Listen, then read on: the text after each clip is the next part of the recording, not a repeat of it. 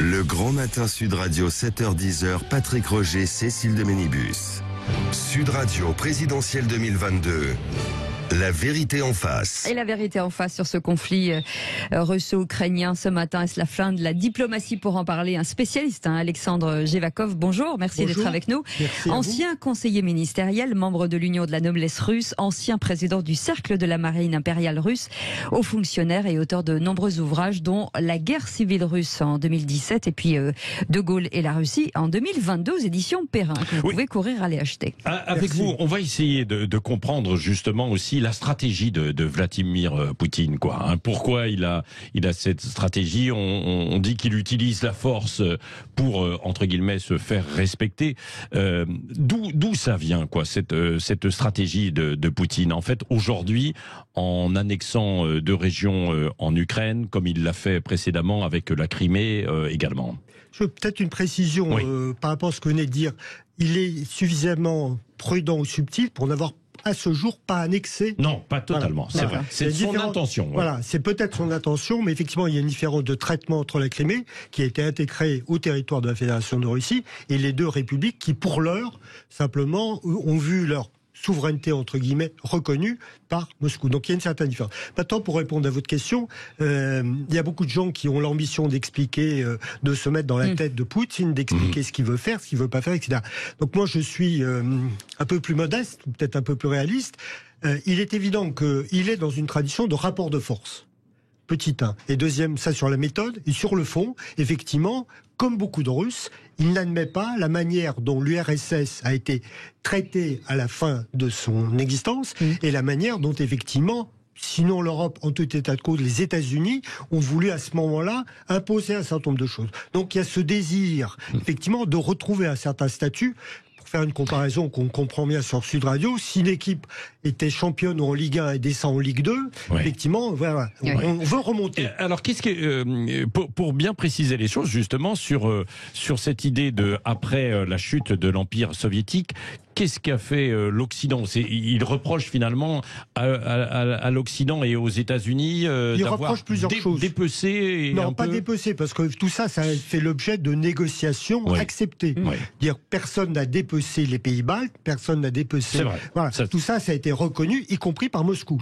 Donc voilà. En revanche, ce qui est vrai, c'est que sur le plan économique, sur le plan de la gestion, il y a eu pendant un certain nombre d'années, effectivement, des conseillers, des interventions, etc., etc. Ça, c'est une première chose que les Russes et Poutine refusent d'accepter. Il y a une deuxième chose, c'est que même s'il y a un débat, y compris, j'ai entendu récemment un diplomate étranger en Europe dire des choses, il y a eu non pas des accords écrits sur la non-extension de l'OTAN, mais il y a eu des engagements verbaux sur le fait que, effectivement, l'OTAN ne serait pas étendue vers l'Est.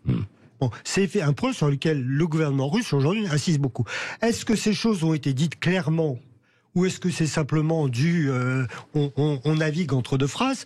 Seules les personnes qui étaient présentes à ces échanges peuvent le dire. J'en étais pas. Et aujourd'hui, il y a très peu de personnes vivantes qui peuvent le dire. Mais en revanche, c'est un argument qui est souvent utilisé par Moscou et par Poutine en disant on nous a expliqué des choses et effectivement, la parole n'a pas été tenue. Il y a un point sur lequel, là, on est sûr et certain que Moscou peut effectivement dire que la parole n'a pas été tenue. C'est lorsqu'il y a eu l'opération entre les Britanniques et les Français en Libye. Vous vous souvenez, à l'époque où M. Sarkozy était président, la Russie a accepté de ne pas opposer son veto au Conseil de sécurité parce que l'opération a été présentée comme une simple opération de police. Or, en fait, l'intervention allié a abouti au renversement du régime de M. Kadhafi. M. Kadhafi n'est pas mon ami et c'est pas un ange.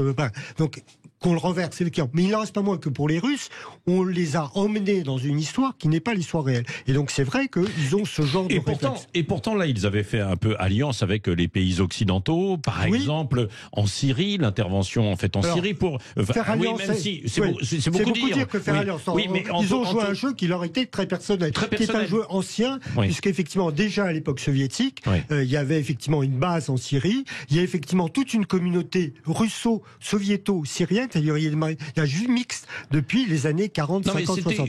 Ils étaient d'accord, et Poutine a toujours défendu ça aussi, de faire barrage en fait à l'islamisme. Ça, c'est vrai. Ouais. Faire barrage à l'islamisme, c'est des opérations qui ont été engagées dans le Caucase, en Asie centrale, où effectivement la politique officielle de Moscou, c'est de combattre le terrorisme islamique. Là-dessus, et d'ailleurs, sans trahir de secret que je n'ai pas à trahir ici, on peut dire que le travail conjoint des services de renseignement occidentaux et russes a été très efficace sur ce point. Ça, c'est sûr et certain. Et aujourd'hui, ils se sentent en faiblesse potentielle face justement à l'OTAN, face aux Américains. Tout à l'heure, vous aviez la gentillesse de rappeler que je viens de sortir De Gaulle et la Russie. Oui. Au début des années 60, il y a une crise dite de Cuba, au moment où Moscou envisage de mettre des fusées vers les États-Unis. Et donc, effectivement, comparaison n'est pas raison, mais on est dans une situation qu'on peut éventuellement comparer. C'est-à-dire que Moscou a l'impression que, effectivement, si l'Ukraine entre dans l'OTAN, ça veut dire qu'il y aura des risques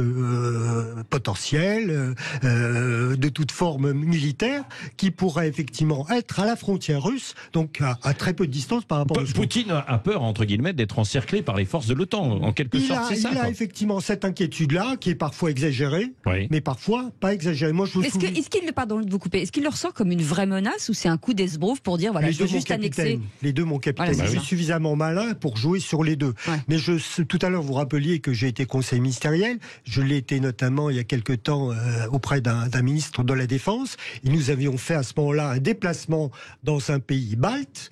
C'était en 2005. Et la présidente de ce pays balte nous avait reçus en très petit comité. Et très clairement, elle avait expliqué que l'objectif des pays baltes était de former une espèce de mur contre la Russie. Voilà. On peut le comprendre, compte tenu de la manière dont les Baltes ont été traités par les Soviétiques entre 40 et la fin de l'URSS. On peut le comprendre. On peut comprendre tous ces réflexes-là. On peut comprendre la crainte de la Pologne. On peut comprendre tout ce qui se passe en Géorgie ou ailleurs, ou en Arménie. On peut comprendre tout ça. Mais c'est vrai que ça alimente des inquiétudes ou des volontés d'inquiétude, je dis bien la différence entre inquiétude et volonté d'inquiétude, de la part de Poutine et du gouvernement russe. Donc tout ça pour dire que si on veut avancer intelligemment, si on veut éviter la guerre, ce qui est quand même quelque chose dont j'imagine que personne ne veut, soit Paris, soit ailleurs. Au cœur de l'Europe, quoi. Voilà, il faut effectivement essayer d'éviter d'abord les injures, les orions et les raisonnements un peu simplistes sur le thème. C'est un dictateur paranoïaque. Je pense pas que ça serve à grand chose.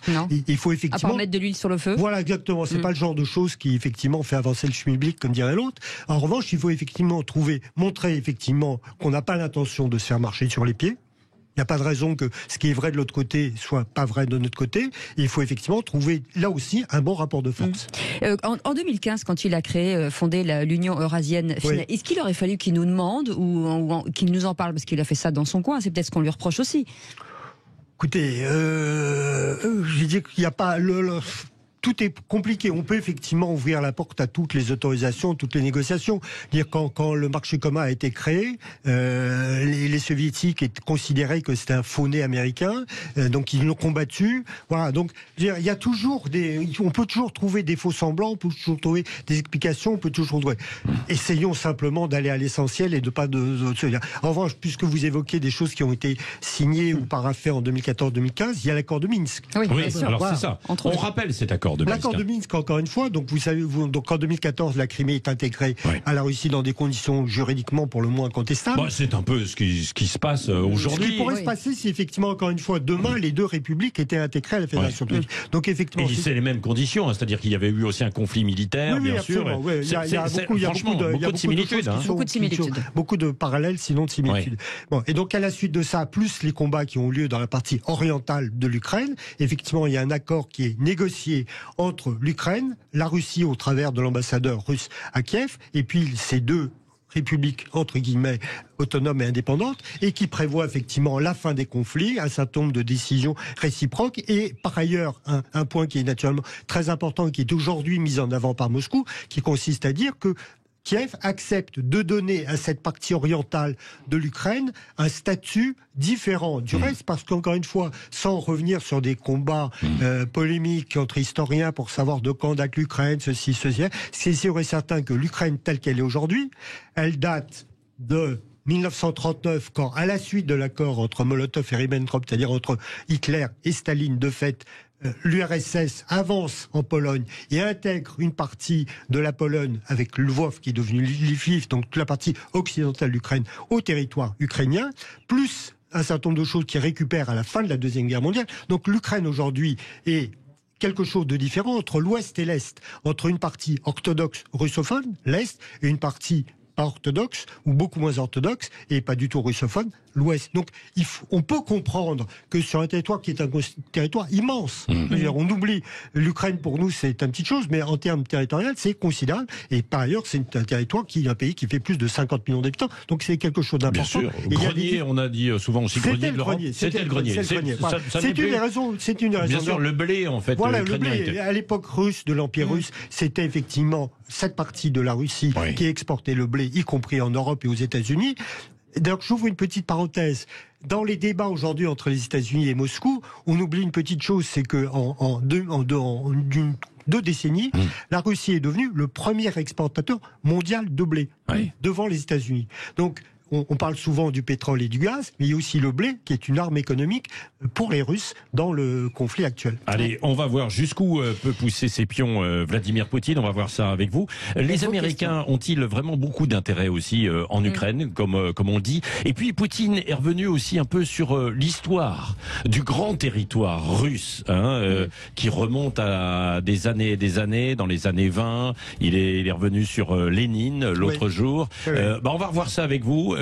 Alexandre Jevakov, puisque vous connaissez très bien ce dossier, vous êtes vous-même d'origine russe, avec quatre grands-parents russes blancs, grands-parents et membre de l'Union de la noblesse russe. On voit ça dans un instant et vous pouvez poser vos questions. N'hésitez pas. Absolument, il répondra. 9h46, c'est le Grand Matin Sud Radio, c'est jusqu'à 10h. Le Grand Matin Sud Radio, 7h-10h, Patrick Roger, Cécile de Ménibus. Sud Radio, présidentielle 2022.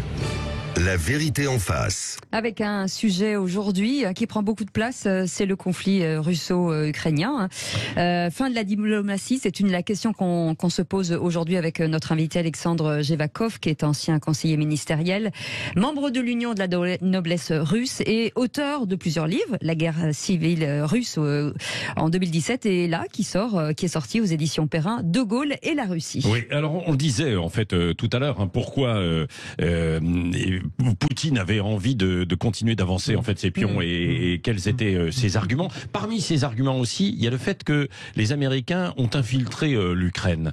Qu'est-ce qu'on peut lui répondre là-dessus? Est-ce que c'est vrai ou pas? Il est incontestable qu'il y a une présence américaine en Ukraine. Dans le discours du président Poutine de l'autre soir, que j'ai eu la chance, entre guillemets, d'écouter en russe, il en a fait une présentation que je trouve caricaturale. Il y a qu'à l'écouter, ce soir-là, l'Ukraine est un État qui n'existe pas, qui est corrompu de A jusqu'à Z. Avec petite parenthèse, il a admis que la Russie aussi était corrompue. Ah oui. Ce qui a été peu noté, je trouve ça un petit incident intéressant. Et donc pour lui, il n'existe pas, le peuple est appauvri, le peuple est complètement exploité, et en fait c'est effectivement une espèce de camarilla d'oligarques qui est aux mains des États-Unis. Alors, parce qu'il faut dire que c'est vrai, jusqu'à la révolution de Maïdan, la place Maïdan, c'était des pro-russes qui étaient en fait à la tête de depuis l'indépendance, depuis la fin de l'URSS, il y a une succession de responsables gouvernementaux en Ukraine, pro-russes ou anti-russes. Voilà. Donc ça c'est vrai. Après, sur le fait de la corruption des oligarques, là aussi, ce qu'a dit Poutine n'est pas complètement faux. C'est-à-dire, y compris, on sait par exemple que l'actuel président qui est un ancien comédien, a été mis sur orbite par un groupe industriel et financier. Quels sont aujourd'hui les liens entre ce groupe industriel et financier et ce président? Je n'ai pas d'éléments, mais on peut se poser la question. Voilà. Et on sait très très bien qu'il y a un certain nombre de répartitions d'intérêts économiques en Ukraine qui sont tenues par des oligarques ukrainiens. Donc là-dessus, ce qu'a dit Poutine est caricatural, parce qu'effectivement, il y a un État ukrainien, il y a une population ukrainienne qui est nationale et non pas génocidaire comme il le prétend. Donc il faut effectivement raison garder. Et une population ukrainienne qui est plutôt plutôt tourner vers l'Europe que tourner vers Moscou et la Russie. Ça dépend si c'est à Kiev ou si c'est à l'Est. Bien sûr, ouais. Voilà. À l'Est, on est on est à l'évidence russophile, russophone et pro-Moscou. À Kiev, c'est beaucoup plus partagé. Moi, encore une fois, vous rappeliez tout à l'heure... C'est vrai que le Donbass... Le Donbass, historiquement, c'est l'exploitation du charbon dans cette région, elle remonte au XVIIIe siècle. Donc il y a toute une tradition. Pendant la guerre civile, comme vous rappeliez tout à l'heure mes écritures sur la guerre civile, il y a eu des très très forts combats et le Donbass c'était une zone bolchevique très très forte à cause des ouvriers. Donc tout ça s'inscrit dans une... Et il y a toujours cette tradition russe. Il y a toujours cette tradition, exactement. Ouais, et, ouais. Et quand Vladimir Poutine dit que l'État ukrainien est une aberration historique, est-ce que finalement il dit vrai ? Ça dépend par rapport à quoi. Ouais, ça dépend par rapport, encore une fois, à partir de 1917, il y a bien une Ukraine qui existe. Alors c'est très compliqué, donc je ne veux pas ennuyer. Non, parce que c'est vrai, il a dit oui, c'est l'Ukraine, ça n'a jamais existé, c'est une création de Lénine. En tant que tel, dans l'Empire russe, vous n'avez pas d'Ukraine. Vous avez l'Empire russe est divisé en ce qu'on appelle en russe des gouvernements, c'est-à-dire des provinces, et l'actuelle Ukraine est elle-même divisée en plusieurs provinces. Il y a une province méridionale qui couvre tout le sud de l'actuelle Ukraine et la Crimée. Vous avez une autre province qui couvre Kiev et la partie occidentale, et vous avez une troisième province qui couvre le nord-est de l'actuelle Ukraine. Ce qui est aussi important, parce que beaucoup de gens font, de mon point de vue, des interprétations erronées. On dit souvent qu'avant la Révolution, l'Ukraine, on l'appelait Petite Russie. Et on dit que c'était pour stigmatiser l'Ukraine. Pas du tout. C'est parce que territorialement, cette partie de la Russie était plus petite que le reste de la Russie. Donc c'est pas du tout pour stigmatiser, dire vous êtes petit, moi je suis grand. C'est simplement des comparaisons territoriales. Voilà. Ensuite, je ne rentrerai pas dans le débat parce qu'il nous emmènerait très très loin, pour rappeler qu'effectivement la Russie a été baptisée à Kiev. Voilà, donc à la fin du Xe siècle, et qu'effectivement tout ceci crée un lien. D'ailleurs que Poutine a rappelé dans son discours, quand il a insisté sur le traitement par les autorités ukrainienne de l'Église orthodoxe dépendant du patriarcat. Ouais. Donc il a essayé là aussi de rappeler le lien religieux entre l'Ukraine et la Russie. C'est vrai que si on se met pas forcément dans la peau de Poutine, mais dans la peau aussi du peuple russe, qui peut très bien se dire mais pourquoi les Ukrainiens se tourneraient davantage vers l'Europe alors que nous sommes frères, quoi, en quelque sorte. C'est une question effectivement parfaitement légitime. Il se fait simplement que prenons un cas personnel. Moi, je suis donc, je le disais, mes 4 grands-parents étaient russes blancs, donc ils ont émigré à la fin de la guerre civile. Et dans les années 90, j'ai retrouvé de la famille à Moscou. Ouais. Et j'ai retrouvé donc notamment une dame qui a le même arrière-grand-père que moi. Mon arrière-grand-père était contre-amiral. Il a eu 2 épouses. La première est décédée et la seconde, moi je descends de la seconde et cette dame descend de la première. Elle est à Moscou et sa sœur est à Kiev. Ouais. Voilà un exemple simple.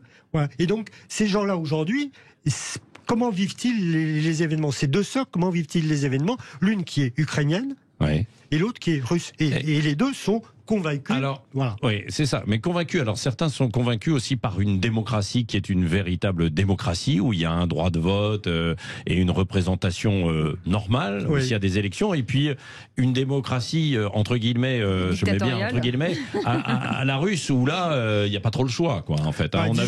Disons qu'entre Kiev et Moscou, on est assez loin de la conception que nous avons à Paris et à Londres de la démocratie. Voilà, qu'il y a encore des progrès à faire de part et d'autre. Oui. À votre avis, Alexandre Jevakov, donc parce que c'est une partie aussi un peu d'échec en quelque sorte, quoi là. Oui, alors on dit joueur d'échecs, pratiquant le judo, enfin on ne sait pas quoi inventer. Voilà, on dit que naturellement que la formation du KGB, voilà, comme si tout ça. Ouais. Non, mais c'est un peu une partie quand même d'échecs, c'est-à-dire que chacun avance en fait un peu ses pions aussi. C'est une partie de dames, c'est une partie d'échecs, une partie de go, c'est une partie de football. Voilà, c'est tout un tas de choses. Bon. Mais il est évident que il faut rester patient, il faut pas s'énerver, il faut prévoir et bien anticiper les choses. Aujourd'hui, jusqu'où, puisque c'était une question que vous posiez, jusqu'où peut aller la Russie, je n'en sais rien.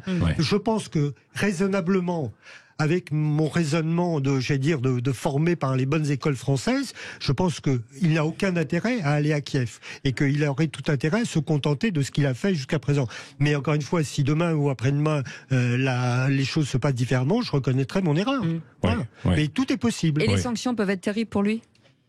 La seule sanction qui, à mon avis, peut être terrible, c'est le débranchement du système financier SWIFT.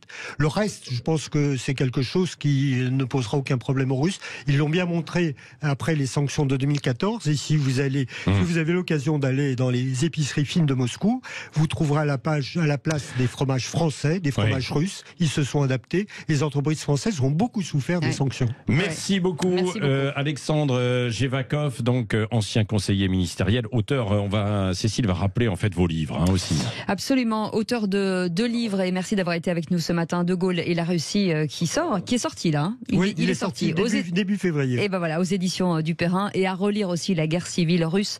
C'est sorti en 2017, mais qui est toujours disponible. Merci d'avoir été avec nous. Dans un instant, c'est Valérie Expert qui va recevoir Édouard Bergeon, journaliste réalisateur du long métrage Au nom de la Terre. Ce film qui sera diffusé ce soir sur France 2. Évidemment, c'est en amorce aussi du salon de l'agriculture, et il sera question, je crois qu'il y aura un débat sur France Télévisions autour de l'agriculture en fait aujourd'hui. C'est un film extraordinaire, si vous n'avez pas vu, touchant, très dur mais touchant. Et si vous allez au cinéma, les compagnons du devoir, les compagnons, on en a parlé en fait ce matin, bien sûr, c'est aujourd'hui.